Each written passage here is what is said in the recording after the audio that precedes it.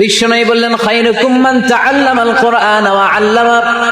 তোমাদের মধ্য থেকে ওই ব্যক্তি আল্লাহর কাছে সবচাইতে বেশি সেরা, যে নিজে কোরআন শিখে অন্যরে শিখায়া দেয়। আপনি কোরআন শিখলে আপনি সেরা, আবার আপনি যদি শিখায়া দেন তবেও আপনি সেরা।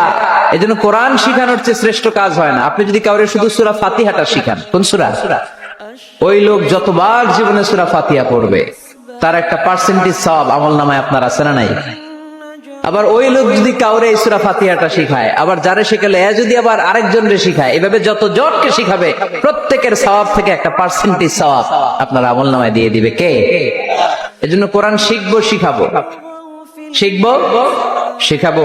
যারা কোরআন জানি না, কোরআন জেনে মরবো। No excuse will be granted that day. সেদিন কোনো অজুহাত আল্লাহ গ্রহণ করবে না। সব পারো, কোরআন পারো না কেন?